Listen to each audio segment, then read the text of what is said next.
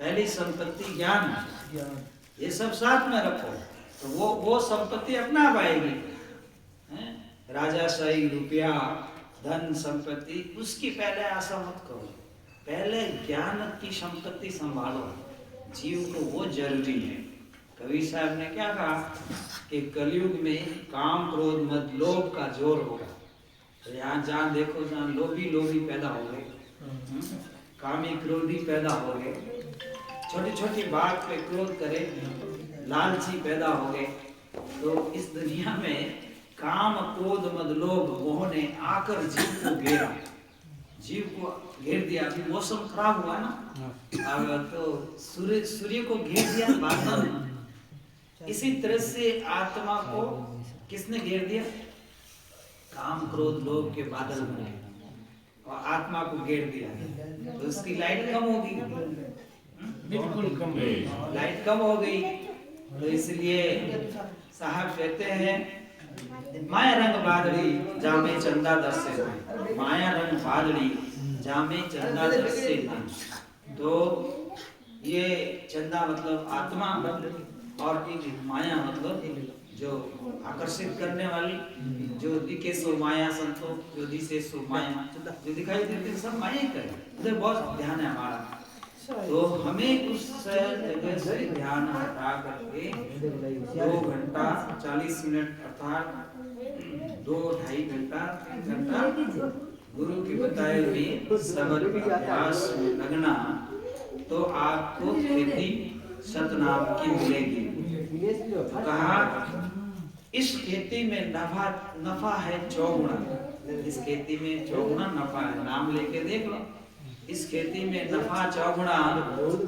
और कर लो सदगुरु सेती, संतों के साथ बैठकर, गुरु के साथ बैठकर सतनाम का भजन करके देख लो, इसमें तो 4 गुना नफा है। फिर कहते हैं सत्य नाम का बीज जो बोया, मन है बैल सूरत हलवाड़ो। इनको बोलो मन, बोलो मन वो बैल सूरत हलवाड़ो, मन रूपी बैल है और सूरत हलवाड़ो है। कैसी बड़ी विवेक की बात बताई। मन को बढ़ाओ बैल, सतनाम की खेती करनी है ना, तो मन को बढ़ाओ बैल। और किस में जो तो नाम में, नाम लेने में जो तो इसको, ये तो बहुत भागता है। मन वो बैल सुरत हलवालो, और सुरती को सीधी करो, सुरती को वापस लाओ। कैसे लाए? जैसे अपन यहाँ सत्संग में बैठे, अभी कोई फोन आ जाए कि भाई आवाज मत करो, सोजत में कोई नेता आ रहे हैं, सोजत में कोई नेता आ रहे हैं, तो कितने जनों की सुरती उधर चले जाएगी। वो सुरती वहां चली गई, शरीर तो यहाँ पड़ा। और फिर उसको वापस कैसे लाना? कि उसको पहचानो कि मेरी सुरत कहाँ गई, और फिर उसको लेके आओ कि देखो यहाँ सत्संग चल रही है, यहाँ कथा चल रही है, हैं? अरे ये सुरती कहाँ से कहाँ चली गई? सुरती किसके पीछे भागती है? सुरती भागती शब्दों के पीछे। अभी आपको कोई कह दे भाई, एक शब्द कह दे कि आपको शाम को 500 रुपए मिलेंगे, सरकार दे देगी। अभी आपकी सुरती उसमें चली जाएगी, ध्यान हटा, क्योंकि लोग में ज्यादा दौड़ते हैं। तो इस तरह से अगर आपको कोई कह दे आपके मित्र आने वाला है, आपकी सहेली आने वाली है, सुरती या सेवा चली जाएगी। तो इस सुरती को वापस लाना, समझाकर वापस लाना, इसको कहते हैं भजन। इसको कहते हैं भजन। तुम जैसे बच्चों को समझा के घर में लाते हो, ऐसे ही अपने मन और सुरती को एक जगह लाना, तो सतनाम की खेती होगी। ये सतनाम की खेती। आपको कोई गाली बोले, कोई आपको बुरा कहे, आपकी निंदा करे, तो आप वहां पे प्रसन्न हो, खुश हो, इसको कहते हैं सतनाम की खेती। तो नाम अंदर में जागृत होगा। अब आपके कोई महिमा करे तो आप उसको भेंट देते हो, कुछ उपहार देते हो, भेंट देते हो, और कोई आपकी निंदा कर दे तो उसे लड़ाई भी कर लेते हो। तो ऐसे नहीं होगा। कोई आपकी निंदा कर ले तो भी कुछ नहीं, महिमा कर दे तो भी कुछ नहीं, उसमें ध्यान नहीं देना है। और इस तरह से क्षमा रूपी जो गुण है वो हमारे अंदर होना चाहिए। कोई निंदा करे तो एक समान रहो, कोई निंदा करे तो भी एक समान रहो, और नाम में स्थिर बुद्धि वाला ही नाम ले सकता है। तो इस अपनी बुद्धि को स्थिर करो, दिल दिमाग को स्थिर करो, अपने मन को स्थिर करो, तो आपको अपनी पूंजी समझ में आएगी कि साहिब ने हमें कितनी पूंजी दी, साहिब ने हमें कैसा मार्ग दिया है। वो मार्ग है नाम को हमारा सतगुरु दियो बताए। तो वो सतनाम को जो मार्ग है, निज नाम का जो मार्ग है, वो ऐसे थोड़ी मिल जाएगा। तन तो थिर है ही नहीं, तन थिर मन थिर वचन थिर सुरत निर्थिर होए, कबीर उस दास का पला न पकड़े कोई। तो ऐसा है उसका कोई पला नहीं पकड़ने वाला। जिसका तन थिर है, मन थिर है, वचन थिर है, सुरती निर्ति स्थिर है, उसका काल कोई पला नहीं पकड़ सकता, रोक नहीं सकता। जैसे आपके पास आधार कार्ड है और आप कोई ड्राइविंग करते हो, ड्राइविंग लाइसेंस आपके पास है, गाड़ी का कागज आपके पास है, और इस तरह से आपके गाड़ी की बत्तियां सब ठीक है, बीच में पुलिस वाले रोका भी दे तो जांच कर लो। जांच कर ली, जब सब सही है तो आपको क्यों तकलीफ है। तो इसी तरह से ये साहब कहते हैं कि आप अपने मन को अच्छा बना दो, सुरती को अच्छा बना दो, नृत्य को पहचान लो, तन को स्थिर करो, मन को स्थिर करो, साधना करो, नाम लो, भजन करो, और खूब पैसा आवे तो दान पुण्य में लगा दो, सत्संग में लगा दो। ये काल आपको क्यों रोकेगा? ये काल क्यों रोकेगा आपको? नहीं रोकेगा। तो इसलिए कहते गैल संगाती रोक न सकिए, निर्भय गैल हमारी, आए हम सतनाम व्यापारी। हम सतनाम के व्यापारी हैं, हमारी गैल निर्भय है, हमें कौन रोकेगा। तो कहते श्रवणों में सुनो तो तेरा नाम, श्रवणों से मैं आपकी महिमा सुनूं सदगुरु, और मुख से जपू तो तेरा नाम। मुख से भी तेरा नाम जप रहा हूँ, हृदय में भी तेरा नाम जप रहा हूँ, श्रुति भी तेरे चरणों में है। तो इस तरह से जब मैं आपका बंदा आपकी शरण में हूँ, जब मैं आपका बंदा आपकी शरण में हूँ, तो जैसे मछली पानी की शरण में रहती है, इसी तरह से मैं आपकी शरण में हूँ। मछली तो उल्टा पानी चढ़ जाए उसको क्या, क्योंकि वो पानी की शरण में, वहां पर कोई हाथी भी जो है नदी में उतरे तो वो मछली की तरह वो सुखी नहीं होता, वो दुखी हो जाता है, क्योंकि नीचे से पानी जमीन काटता है तो हाथी भी नीचे गिर जाता है। और मछली ऊपर पानी चढ़ जा रहा है, ऊपर पानी ऊपर हो तो भी वो चढ़ जाती है साथ में। तो इसी प्रकार से जब ये जीव अहंकार भूल जाता है, सदगुरु की शरण में हो जाता है और निरंतर गुरु आज्ञा आदेश की पालना करता हुआ भजन करता है, तब कोई काल उसको रोकने वाला नहीं है, और काल से डरना भी नहीं।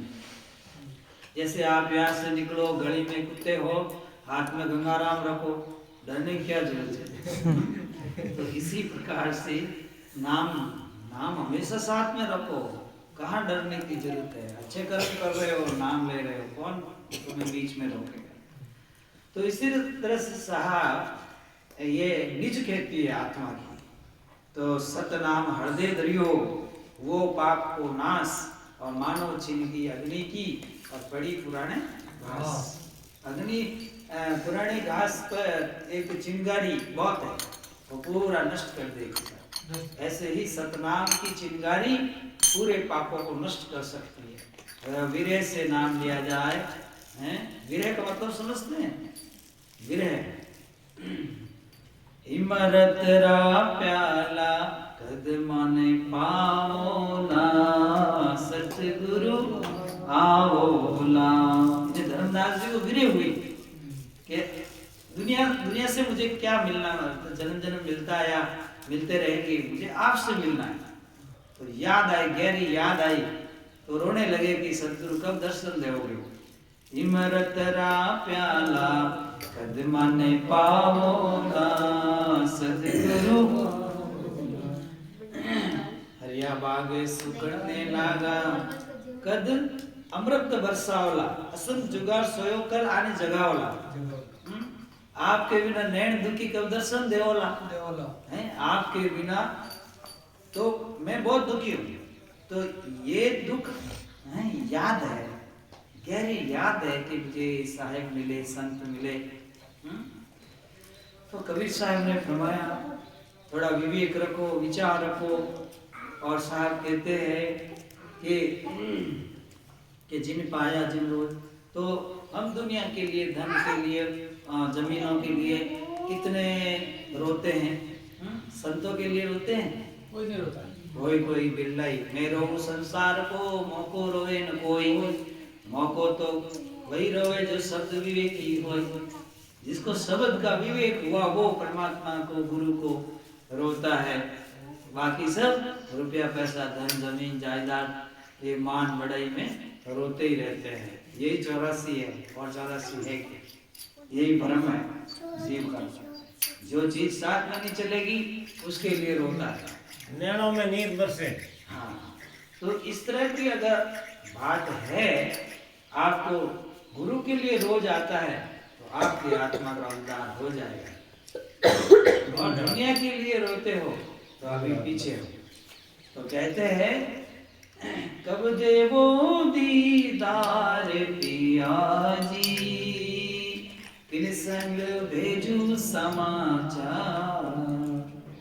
रत्ना बहन रोने लगी कि गुरुजी आप कब हमें दर्शन दोगे, और मेरा घर और काशी के बीच में बहुत अंतर है, और मैं किसके साथ समाचार भेजूं कि भाई मेरे गुरुजी कबीर साहिब हैं और उनको बुलाना है। तो आज तो फोन हो गया, आज तो कागज भी हो गए, उस समय तो कुछ नहीं, बहुत मुश्किल।